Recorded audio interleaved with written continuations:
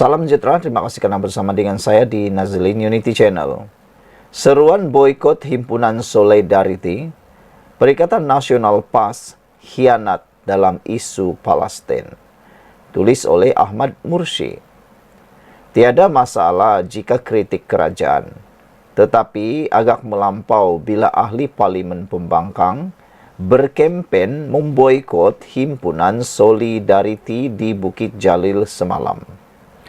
Ini pengkhianatan kepada perjuangan Palestin yang harapkan bantuan Malaysia sebagai kerajaan. Tiada negara seberani kerajaan Malaysia menyatakan pendirian tegas sepanjang perang terbaru ini. Pembangkang pertikai ketegasan Perdana Menteri Anwar Ibrahim berjuang isu Palestin sejak muda dan usaha kerajaan Madani, tetapi sewaktu kerajaan terbuka dahulu, mereka tidak lantang berjuang di peringkat antarabangsa. Pembangkang hanya jaguh kampung, menyeleweng fakta dan sebarkan penipuan termasuk guna surat layang menyorok di belakang imuniti parlimen. Pernah nampak Haji Hadi atau Muhyiddin kritik kuasa besar secara berdepan seperti Perdana Menteri Anwar Ibrahim? Haji Hadi tanya lain jawab lain.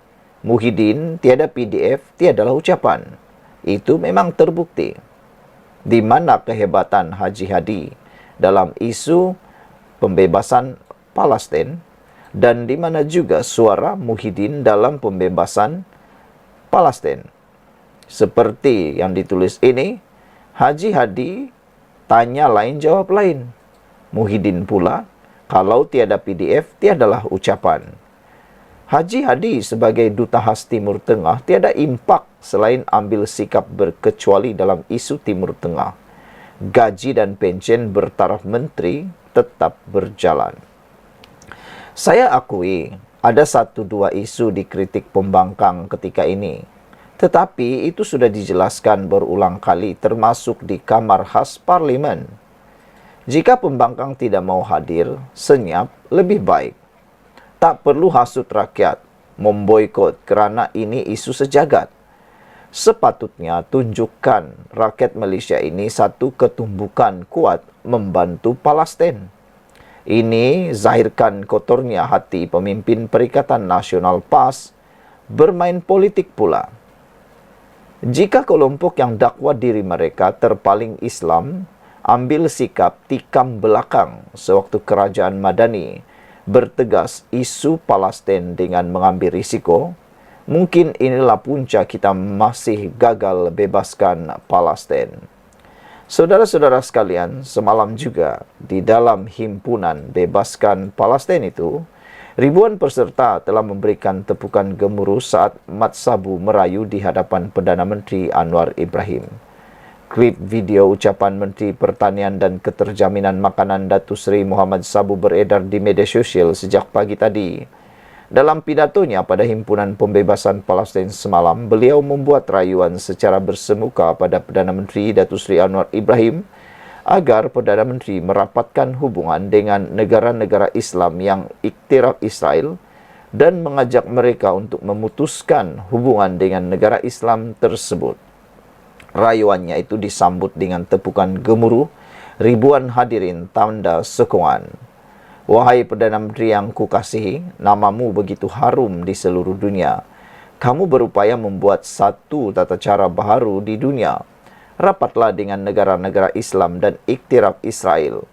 Tetapi ajak mereka putuskan hubungan dengan Israel, katanya lagi. Menurut Muhammad Sabu lagi, Anwar mempunyai keupayaan untuk berbuat demikian apabila berjaya memulihkan ekonomi Malaysia tidak sampai 2 tahun. Bantulah negara-negara yang bermusuh dengan Israel. Sebarang tindakan dari Israel jangan bimbang kerana Malaysia menerima sokongan dari rakyat Eropah, katanya lagi.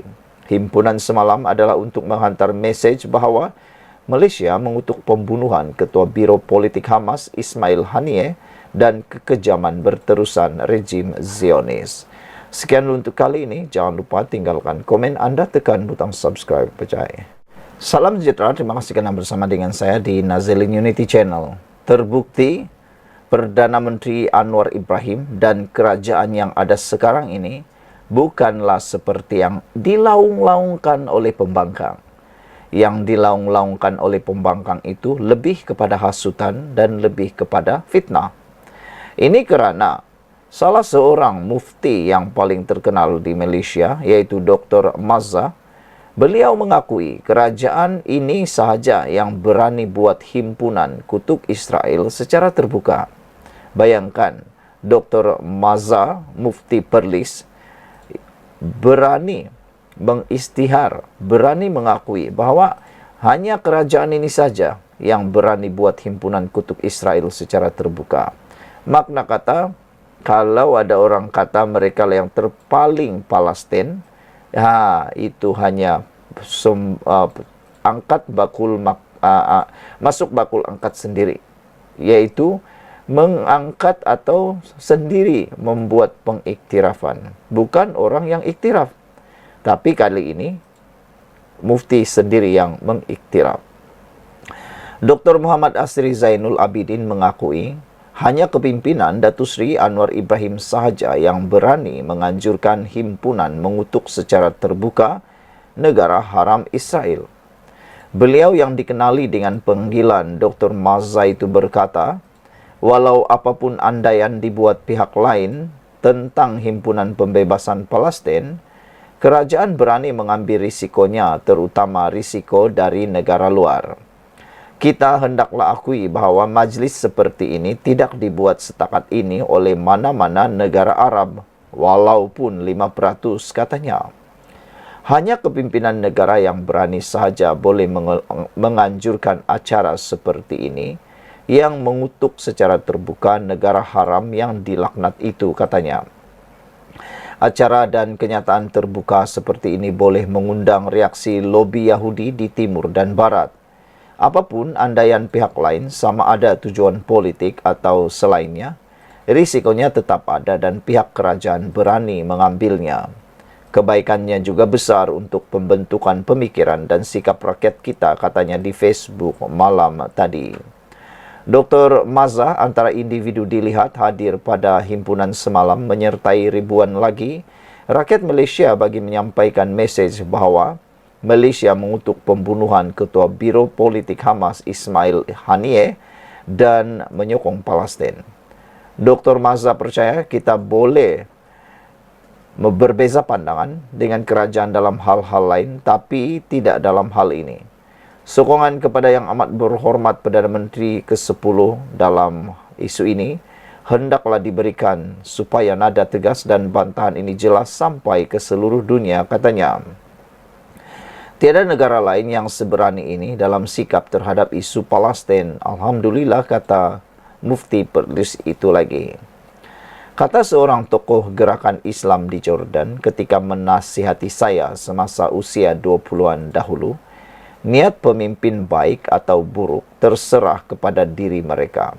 Namun, kebaikan yang jelas kelihatan kita ambil manfaatnya, ujar beliau lagi. Saudara-saudara sekalian, laungan ribuan yang hadir mendapat sambutan luar biasa di Axiata Arena. Lebih 10.000 orang yang hadir, walaupun telah diboikot oleh kepimpinan, beberapa pemimpin daripada pembangkang. Sekian dulu untuk kali ini. Jangan lupa tinggalkan komen Anda. Salam sejahtera, terima kasih kerana bersama dengan saya di Nazilin Unity Channel.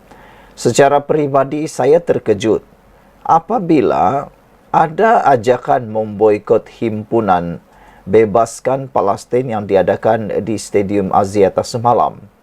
Sangat mengejutkan bagaimana mereka sanggup mengajak orang ramai memboikot himpunan tersebut.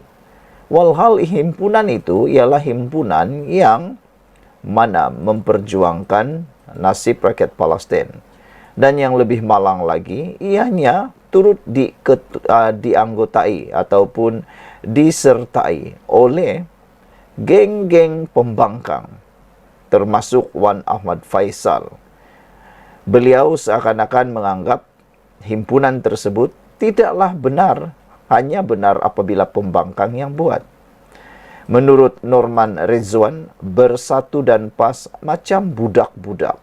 hasut orang boikot himpunan Palestin.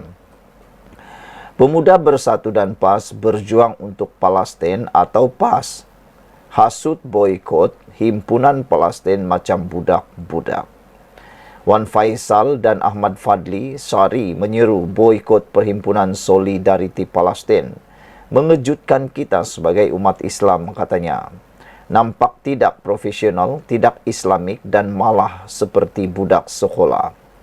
Ingatkan cukup sekadar permusuhan politik, tetapi demi Islam kita boleh bersatu. Namun ia tidak berlaku dan bukan sahaja tidak mengajak orang ramai menghadiri, lebih teruk dari itu, mengajak umat Islam memboikot. Busuk dan jahat hati mereka. Pandangan pribadi jelas, mereka ini bukan berjuang untuk Palestin, tetapi tunjuk terpaling Palestin hanya untuk political mileage. Inilah yang dinamakan penunggang agama habis, rosak pemikiran bangsa Melayu. Kononnya, Perdana Menteri ke-10 Anwar Ibrahim tidak tegas dalam isu Palestin. Sedangkan saya tidak lihat Muhyiddin memberi komen yang lantang kepada Israel. Sama ada waktu menjadi Perdana Menteri, apatah lagi waktu menjadi pembangkang. Samalah macam Hamzah Zainuddin sendiri. Sebagai ketua pembangkang, sepi sahaja dalam isu-isu Palestin. Tapi Perdana Menteri ke-10 juga difitnah liberal. Permusuhan tidak berkesudahan hinggalah hilang nilai insan dan hilang semangat sesama Islam. Tragedi berlaku di Terengganu 30 tahun dahulu muncul kembali. Tidak boleh solat Imam UMNO, tak makan sembelihan UMNO dan bermacam-macam lagi. Kini bila mereka perlahan-lahan pengaruh melebar, kita sudah nampak bahawa negara ini akan menuju kepada pemerintahan Khawarij. Saya tidak dapat bayangkan bagaimana parti itu mengetuai kerajaan nanti. Pastinya siapa yang tidak bersama mereka dengan kuasa yang ada, lebih teruk umat Melayu di negara ini berpecah. Sebenarnya bukan cara pemberian maklumat atau penerangan di media sosial untuk menyedarkan orang Melayu bahawa fahaman Khawarij ini bahaya. Fahaman Khawarij ini ada formulanya. Mungkin Anda ingat dengan menguasai medsos, sama ada di Facebook dan TikTok, kerajaan akan menguasai bangsa Melayu. Jelas ia satu kesilapan yang sangat besar. Nak pulihkan manusia yang sudah terhayal dengan candu agama, bukan menerusi perang di media sosial. Ia seperti manusia yang sudah dirasuk, mana boleh marah-marah sahaja. Kena ruqyah baru dia sedar. Samalah dengan mereka yang sudah terhasut dalam kalangan pengundi atas pagar. Mereka ini terhasut hingga perasaan benci kepada bangsa-bangsa lain semakin menebal. Yang kita tulis atau penerangan di TikTok sekadar untuk ilmu atau penerangan kepada pengundi putih, mereka yang tidak berpihak sahaja. Dengan ilmu atau knowledge yang kita dapat, boleh bantu untuk berhadapan dengan sesiapa yang mahu berhujah. Dengan pengetahuan diberikan, boleh bantu dia berikan penerangan kepada kawan, keluarga dan anak-anak, atau juga sebagai pendinding dari dihasut hingga terasuk. Apapun, kita perlu selamatkan bangsa Melayu ini dari diperbodohkan hingga menjadi ekstremis. Kata penulis ini, yaitu Norman Redzwan. Sekian dulu, jangan lupa tinggalkan komen Anda untuk isu Bersatu dan PAS macam budak-budak hasut orang boikot himpunan Palestin. Bye.